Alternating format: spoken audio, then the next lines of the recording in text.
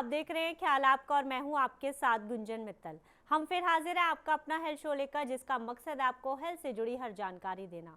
हम सब जानते हैं कि हमारे देश में कैंसर की बीमारी बड़ी तेजी से बढ़ रही है और आपको जानकर हैरानी और दुख होगा, ये बीमारी अब बड़ों के साथ साथ अब ज़्यादा से ज़्यादा बच्चों को भी अपनी चपेट में ले रही है और कैंसर बच्चों में मृत्यु का सबसे बड़ा कारण बनता जा रहा है।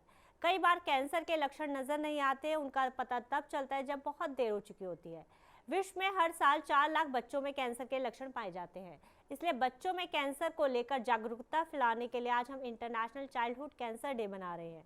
आज इसी पर ज़्यादा चर्चा करने के लिए हमारे साथ जुड़ी है Dharamshila Narayana super speciality hospital की associate consultant paediatric oncology doctor Megha Sarua. Doctor Megha, आपका बहुत बहुत स्वागत है हमारे शो में। Thank you Gunjan. डॉक्टर, काफ़ी ताज्जुब और दुख होता है कि आज ये कैंसर जैसी गंभीर बीमारी बच्चों को भी अपनी चपेट में ले रही है। तो बच्चों में कैंसर की बीमारी कितनी कॉमन है और उनके होने की क्या वजह होती है? देखिए गुंजन, बच्चों में कैंसर रेयर है, एक असामान्य बीमारी है।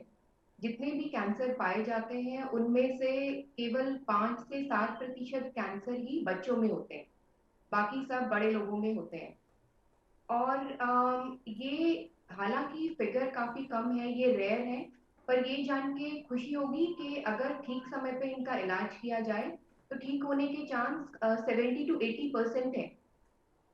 ओके। और दूसरा सवाल जो आपने पूछा कि ये क्यों होते हैं, तो आमतौर पे हम लोग देखते हैं कि बड़ों में जो कैंसर होते हैं वो टोबैको च्यूइंग से या स्मोकिंग से, अल्कोहल से या फिर खाने पीने की कुछ चीजों के कारण से कैंसर हो सकता है बड़े लोगों में। जी। पर बच्चों में ऐसा कोई कारण अभी तक हमें नहीं मिला है।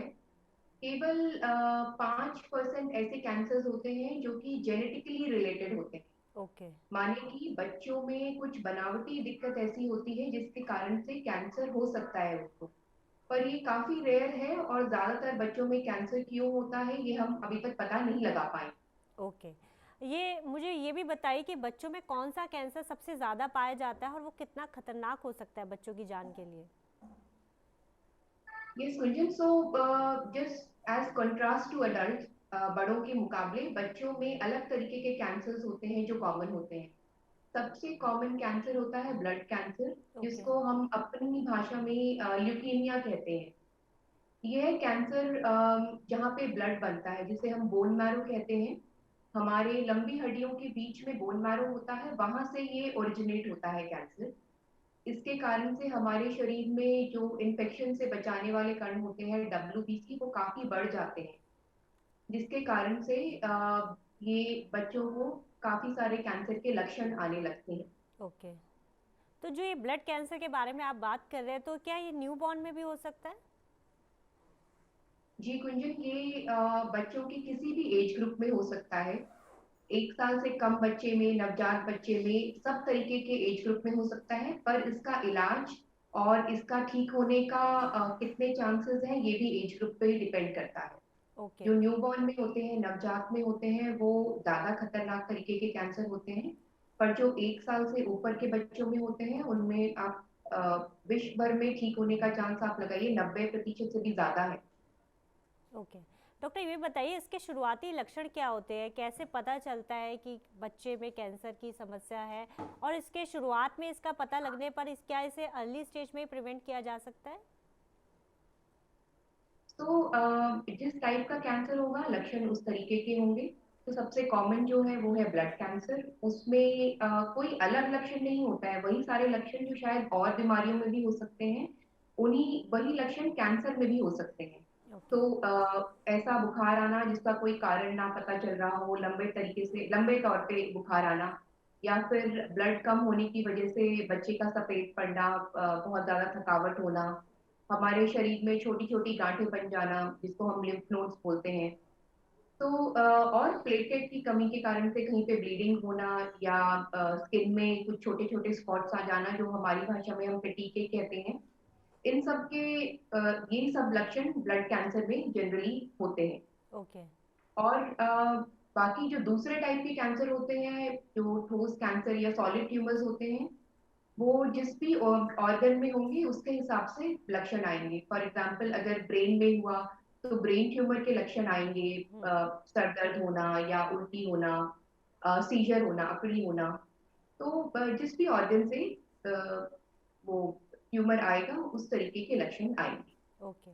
तो इसकी अभी खास वजह हम पता नहीं लगा पाए हैं, कैंसर होने की वजह क्या होती है बच्चों में, पर यस। क्या हम इसे रोक सकते हैं? तो देखिए, जैसे मैंने बताया, बड़ों में हमें जब इसका कारण पता है तो हम शायद इसका प्रिवेंशन भी कर सकते हैं। जी जी। पर बच्चों में हम प्रिवेंशन तो नहीं, अर्ली डायग्नोसिस कर सकते हैं, और अर्ली डायग्नोसिस से इसका ट्रीटमेंट हम बेटर तरीके से कर सकते हैं। ओके। अगर कहीं पे हमें कोई भी लक्षण दिखाई दे रहा है, अगर हम उसको पहले पकड़ लें, जो मैंने बताया आपको लक्षण, तो हम्म। शायद ठीक होने का चांसेस बेटर हो सकते हैं। ओके। तो अर्ली डायग्नोसिस पे हमें जोर देना है। शायद प्रिवेंशन बच्चों के कैंसर में ज्यादा सफल नहीं है। ओके। तो ये भी बताइए डॉक्टर कि जो बच्चों में होने वाला कैंसर वो बड़ों में होने वाले कैंसर से कैसे अलग है? तो एक तो टाइप ऑफ कैंसर ही अलग है। बड़ों में जो कैंसर होते हैं, breast cancer, oral cancer, lung cancer, ovarian cancer या यूट्राइन कैंसर, ये सब बच्चों में नहीं होते।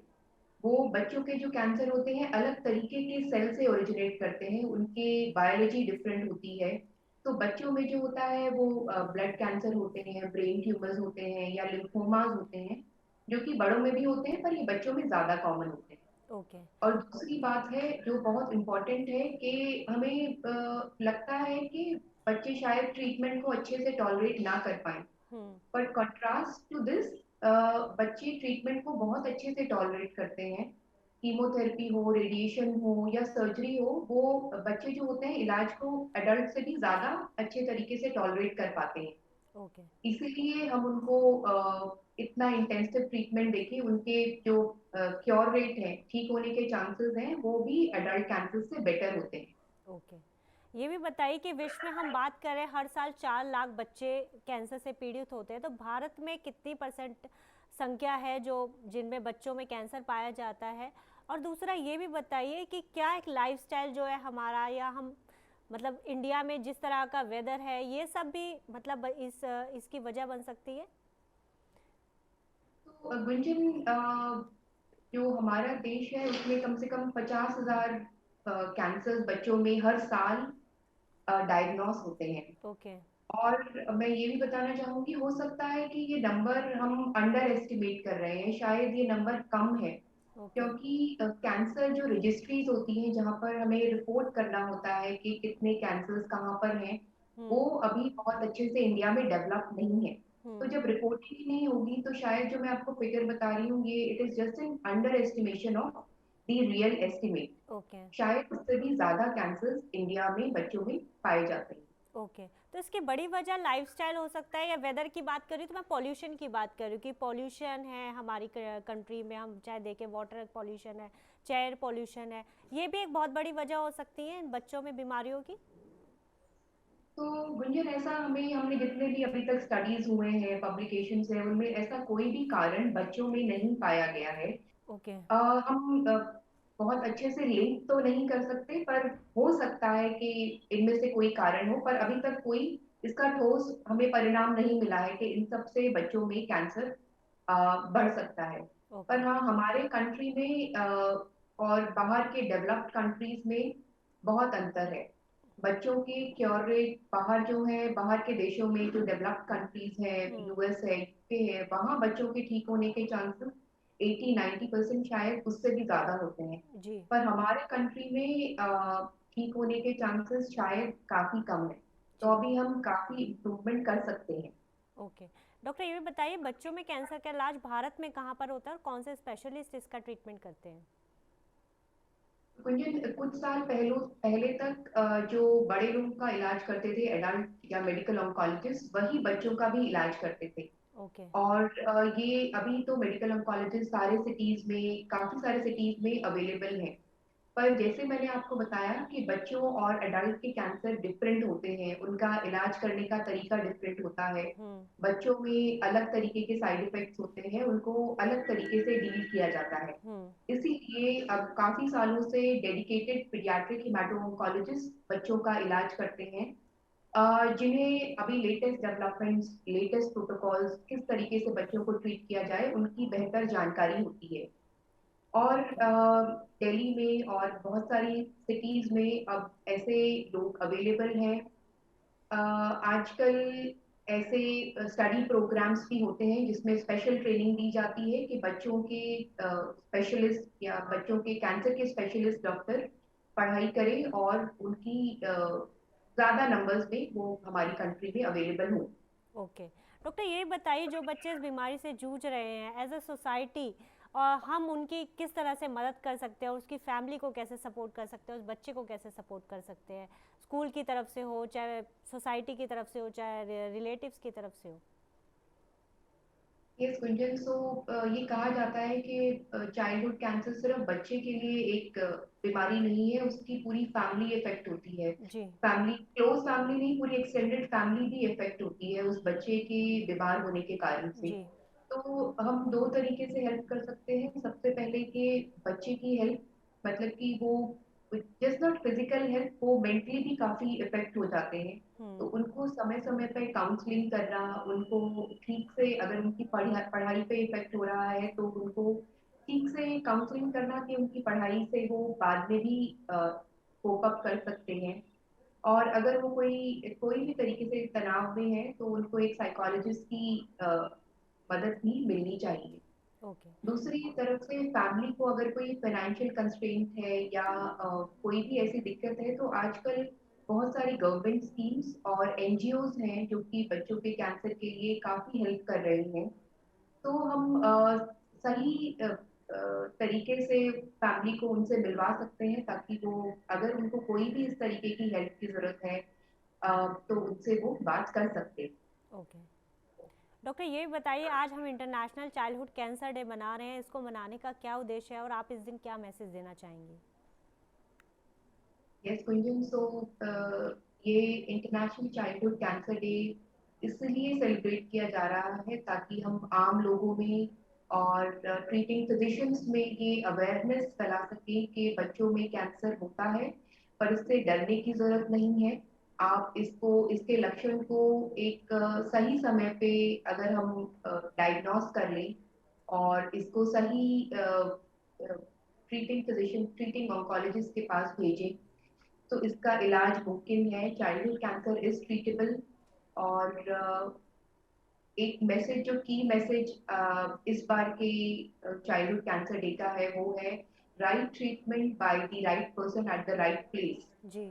मतलब कि सही इलाज किया जाए, सही समय पे किया जाए और सही व्यक्ति के द्वारा सही जगह पे किया जाए, जी। जी तो बिल्कुल। चाइल्डहुड कैंसर के ठीक होने का चांसेस काफी हाई। ओके। डॉक्टर, आपका बहुत बहुत शुक्रिया हमारे तमाम सवालों का जवाब देने के लिए और हमारे साथ जुड़ने के लिए। Thank you so much. Thank you Gunjan. हम सब जानते हैं हमारे बच्चे हमारे लिए कितने अनमोल हैं। इनको लगी छोटी सी चोट भी हमें गहरा जख्म देती है, इसलिए हम यही चाहते हैं आपके बच्चे स्वस्थ रहें और सारे बच्चे स्वस्थ रहें और एक शानदार और स्वस्थ जीवन जिए। आज के लिए बस इतना ही। अब हमें दीजिए इजाज़त, हम कल फिर हाजिर होंगे एक नए गेस्ट के साथ। तब तक आप अपना और अपनों का ध्यान रखिए। चलते चलते हम आपको बताना चाहते हैं TV9 डिजिटल के न्यू इनिशिएटिव TV9 वैन के बारे में। आखिर क्या इनिशिएटिव, आइए देखते हैं इस वीडियो में। Today, doctors are busier than ever providing care and advice to patients. And the reality is that an average patient now spends much more time in the waiting room than in the doctor's chamber. With such a captive audience, it's time to put their wait time to good use. Introducing TV9 Waiting Area Network that provides premium patient engagement experience through engaging and informative videos. These videos are created keeping in mind an Indian patient seeking medical attention. TV9 Waiting Area Network provides a perfect platform for educating the patients on everything a doctor's practice has to offer while elevating the doctor's brand at the same time. As a doctor, all you need is to have Wi-Fi at your clinic and we'll take care of the rest. We provide you with a TV, a media player, your clinic profile, and a playlist customized as per your practice. Combine all this with the regular news updates from TV9 and you have an awesome branding and marketing tool for your clinic. Write to us at van@tv9.com and we'll get in touch with you to set up our solution at your premises.